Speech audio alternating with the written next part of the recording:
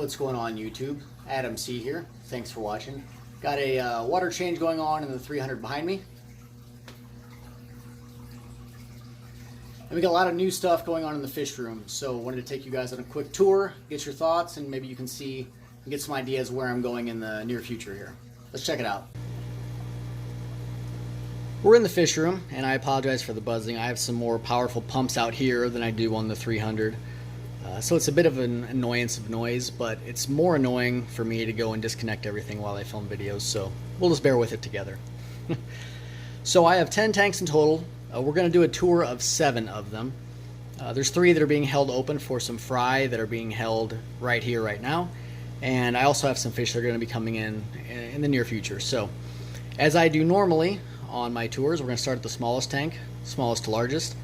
For you that are fairly new to my channel, I really enjoy breeding some of the predator haps, especially the more rare ones, for a couple reasons.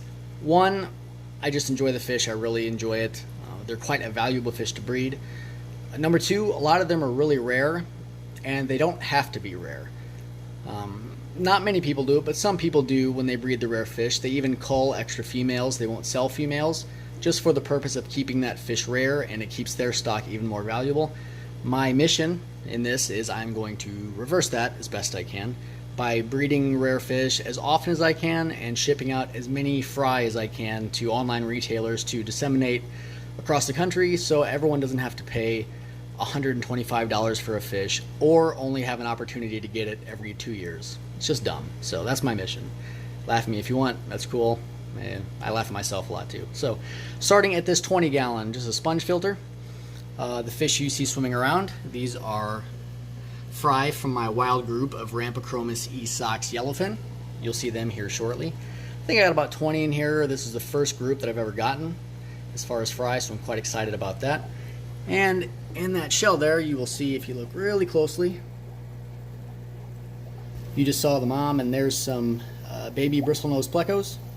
I mean, I've just got these things, I can't even stop them from breeding if I wanted to. You may ask why I have this dumb looking shell in here. It's actually quite convenient. Normally that shell is in a 125 where the plecos breed at. The female loves that shell, so whenever they breed, you can see, she takes all her eggs in there, she fans them in there, and they hatch in there, and all I have to do is pick the shell up out of the 125 and set it in this 20. She stays in the shell with them, and they get to swim out here and not get eaten by the larger fish. Then I just put the shell back with the mom and the 125, bang, 2 weeks later, another 50 bristlenose pleco. It's quite a gig. Next tank up is something completely different for me. I haven't had Mbuna in like 11 years, 11 or 12 years. And I kind of got these on a whim. You can see this is a 40 gallon tank. I just kind of threw in various decorations that I had in storage to kind of give, you know, an Mbuna type feel. I even threw some of these dumb seashells in here because younger Mbuna like to hide in there and not get destroyed. So there's plenty of places for them to hide as best they can. You're wondering, why do I have assorted Mbunas? And I will go over that in a future video. There certainly is a purpose. But for right now, they're just cool looking fish. I haven't had them in a while, so I'm just kind of enjoying the activity and everything that Mbuna bring that sometimes, you know, your haps or peacocks don't bring. So stay tuned, because we'll be featuring this quite a bit in future videos, especially when I put my plans in place. Here is another 40 gallon tank. In here I have, believe it or not, 80 to 90 bristlenose plecos that have hatched in the fish room recently. Very exciting. I realize I don't have a need for damn near 100 baby bristlenose plecos, but I got them. Probably 20 to 25 are that albino that you just saw, and the other, you know, 75, 80, 85, I don't know. They're all the standard, you know, black that you would see, the black with a little bit of brown spots. But I mean, they're just all over the place. Not complaining. It's really cool when they breed.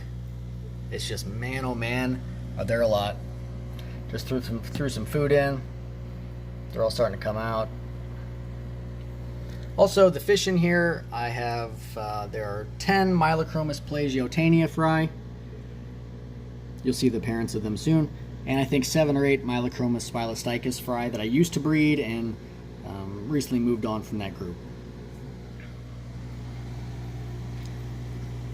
It's a cool tank. I haven't done a Pleco tank in quite a long time. I'm not even sure I would really call this a Pleco tank. I just threw a bunch of stuff in here so they have plenty of places to hide. Again, they really enjoy those shells like you guys saw earlier. And I would say that I'm trying to breed them, and I have a secret, but really to breed African cichlids, to breed bristlenose plecos, just add water and you're good. No secrets.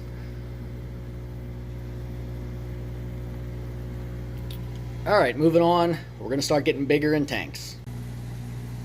Here is a 75 gallon, just your standard 75, sponge filter, a hang-on back filter, plants from elitecichlids.com, custom made. In here I have 10 Nimbochromis linni, about 2 inches, you can see some of them there. I also have another 60 or so Mylochromis plagiotania in here. Throw a little food in here, see if we can get them excited.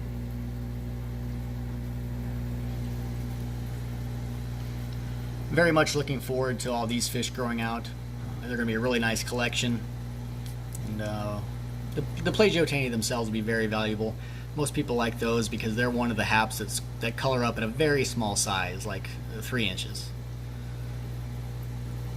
And again, you'll see the parents of them very, very shortly here.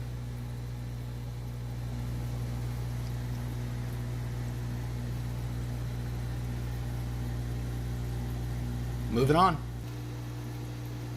Now we're up to the 125s, so we'll start with these as we move forward towards the display show tank 300 gallon. Again, 125, the standard 6 foot 125, nothing special as far as size. What I have in here is a group of 7 wild Rampochromis esox yellowfin. Some people call them Malawi barracuda for obvious reasons. So let's take a look at them real quick. There's the male. I also have a second male, and he's in a different tank so they don't fight each other. And you can see another holding female. Well, not another, but you saw some fry earlier from the Rampochromis, and that was from one of my other females in here. So now I have multiple females in that group that are producing. This is one of those fish that I want to make a lot more common. When these types of fish have spawns of 50 to 100 eggs, there's no reason that these fish have to stay rare and people have to go broke trying to buy them. The other thing that's in here is I do have a pair of Tyrannochromis macrostoma. Here's the male, 4.5 inch, getting a little bit of color. Female there. A lot more stuff coming up on the macrostoma on the next tank. Again, the plants in this tank are also from Elite Cichlids, custom made. Make sure don't forget that Adam C promo code if you want to buy something from them and get 10% off.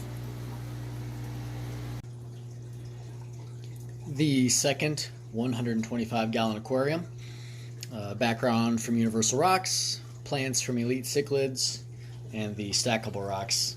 These guys here also from Universal Rocks.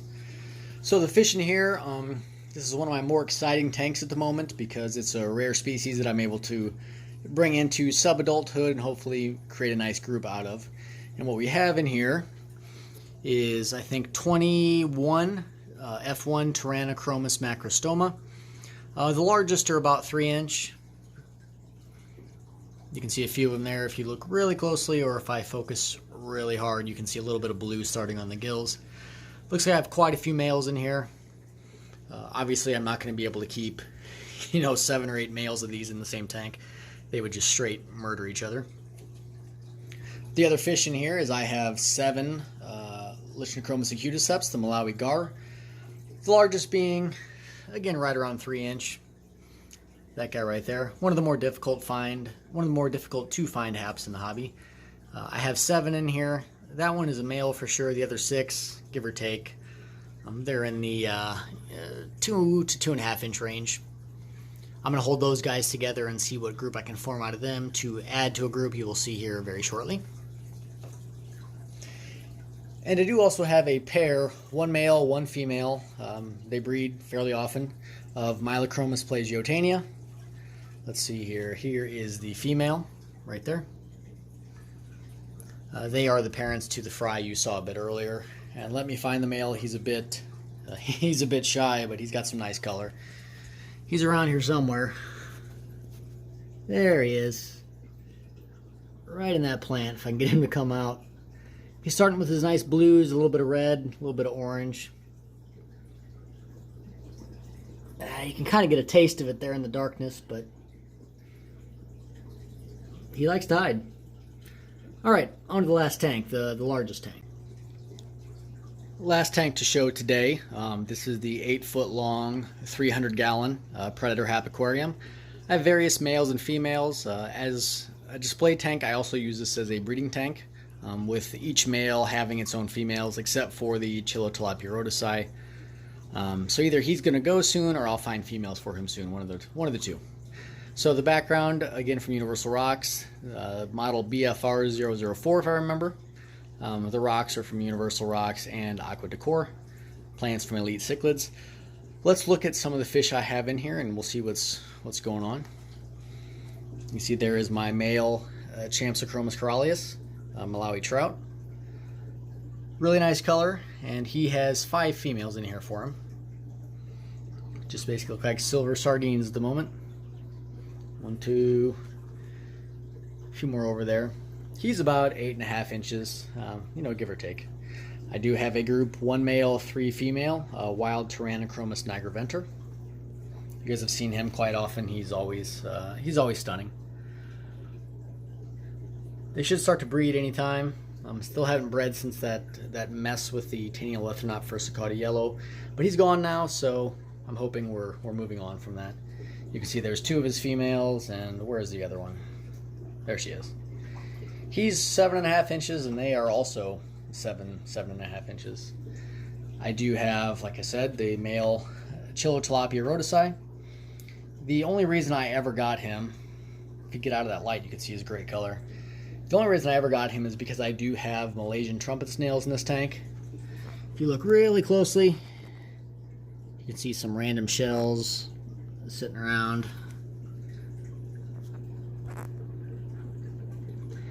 And that's because the rhodesi, the Chilotilapia rhodesi, is one of the very few Malawi haps that is known for eating snails. So he's in here as my snail controller. If they aren't your type of fish, you can also look into fish like Traumatochromos placodon. They are also snail-eating haps. They're called the snail crusher hap. Really original name, I know. I do have an extra Rampochromis esox yellowfin barracuda. That's a second male. I'm just separating him from the other group because he fights the other male nonstop. So can't have them both together, but I do like to have a backup. Then I do have 3 Lichnochromis acudiceps females. There and there, which as soon as I'm able to grow out a male from the 125 you just saw, I'm going to form that into one large group. A really rare fish, and they don't breed very well when they're sharing tanks with other fish. So once that group comes into maturity, they'll have their own 125 gallon, and whatever other fish is in that tank, it's going to go bye-bye because they're going to take priority. So I do understand a lot of people say, why do you have such a large tank with so many non-colored fish? And the truth is, for a decade I've had all male tanks. I've seen about all the colors you can see, and I've kind of experienced all you can experience when it comes to an all male setup. So the last couple years I've enjoyed incorporating some breeding, some females into these larger tanks to give it a bit more of a natural feel. Anyway, guys, hope you enjoyed the tour. A lot more stuff coming up. As you can see from all the fish I've shown, there's going to be a lot of changes coming up in the future as far as what's growing up, what I'm going to keep, what I'm going to breed, what I'm going to sell, on and on and on. So make sure you stay tuned for that. And like from the last video, mystery fish. You guys know what it is, but you'd be surprised that it's not a male. And there's reasons for that. See you guys next time.